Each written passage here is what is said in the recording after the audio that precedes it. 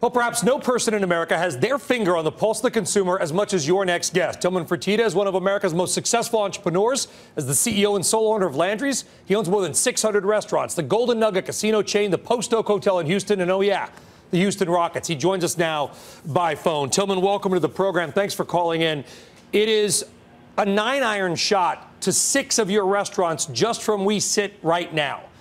From where you sit, are you seeing any kind of a consumer-led slowdown in the U.S. economy? Not at all, Brian. I mean, the consumer is still out there spending money. The problem with restaurants right now, or so many other businesses, is inflation is crazy. But the way the Fed looks at it, there is no inflation. But the consumer sees it. They know when they go buy a hotel room or rent a car or go eat a steak in a restaurant that they pay a lot more. But the government continues to say that it isn't. And what's hard for restaurants right now is that labor costs are going up, with this minimum wage is hitting a ridiculous number with no tip credit, and occupancy costs.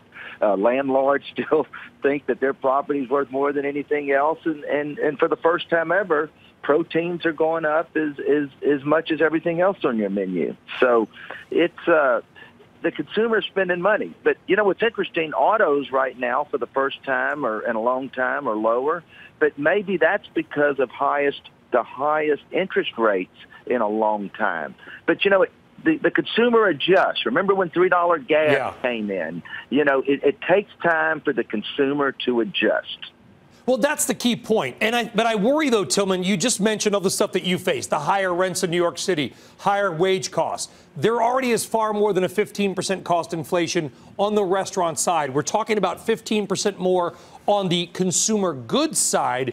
Do you think that may be the tariff straw that breaks the camel's back? Or do you believe the consumer can adjust, can absorb?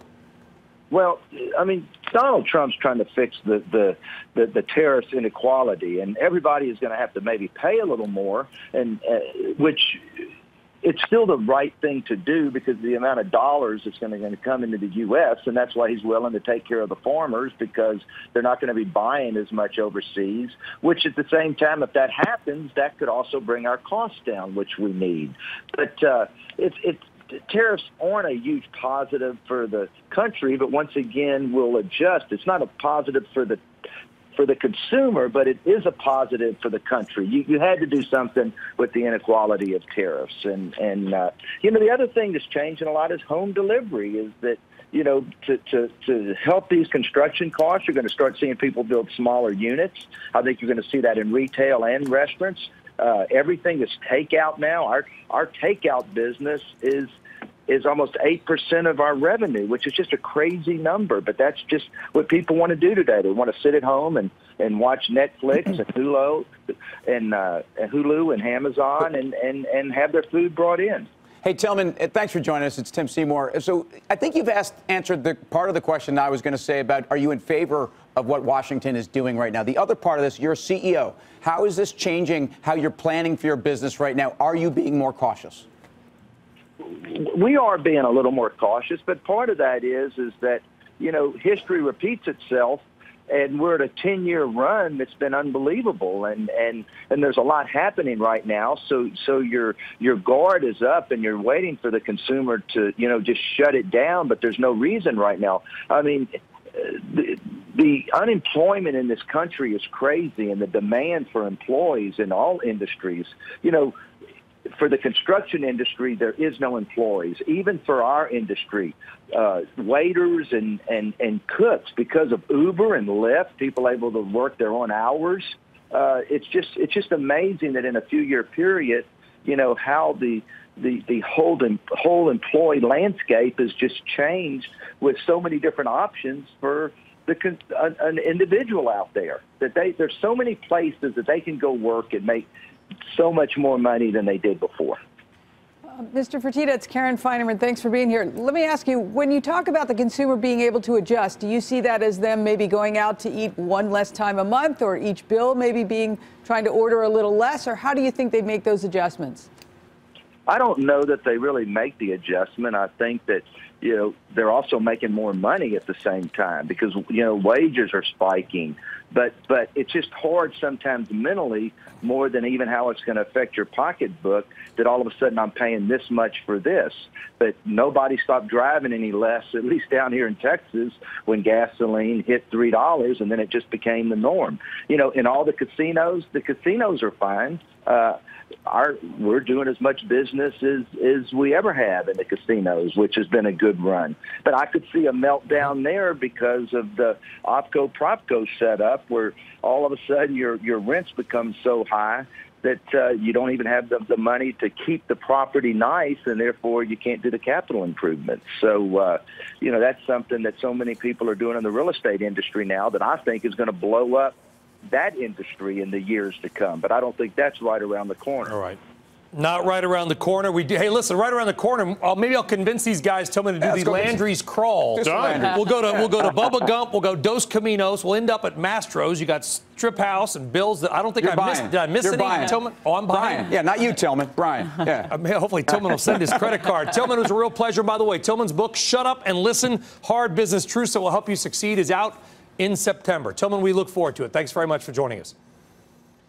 So this is a guy, listen, he's got restaurants literally geographically all over the country, gambling, hotels, high-end, middle-end, and he's not seeing yet the consumer slowdown, but the market seems to be telling a different story.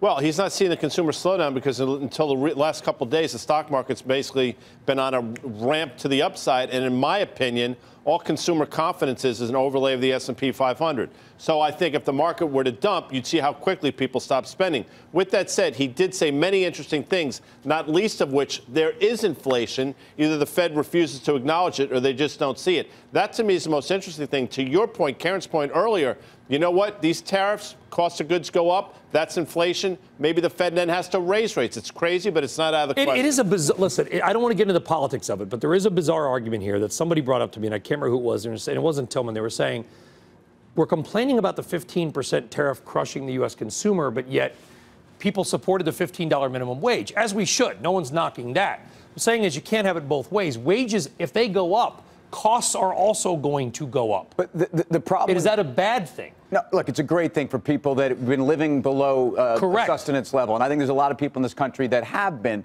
I also think that businesses are naturally going to react like consumers will. They're going to hire less people. They're going to be making shorter shifts. And I think, look, as long as the payroll numbers are where they are, everything is great. But it's hard to argue we're not at peak labor. It's hard to argue that the job market can get better than it is right now, which means incrementally worse. Steve, I think what Tilman's point is that you're paying people more, and that's a good thing. Prices are going to adjust as well, but at least right now, wages are also going up. Right. My takeaway we didn't have a cell phone bill a decade ago. We didn't really. I mean, a few people did. Now it's $100 a month. We never argue about it. My takeaway from him is, yes, there are some headwinds, but right now things are good. The consumer's good. People are spending money.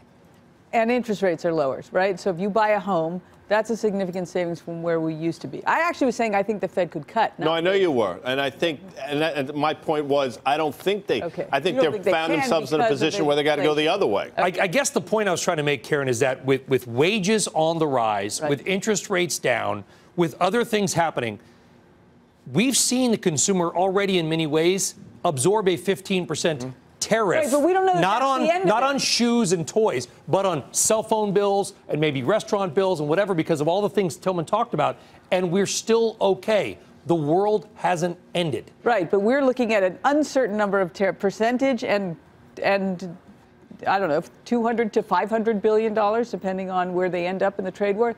That's the uncertainty that I think it's warranted to be a little cautious. And that gives us something to talk about every day, doesn't it? It does. Thank goodness, Where Brian. would we be? You know what? You'd find something. That tie. I think you'd be fine. Hopefully the last time I'll talk about it.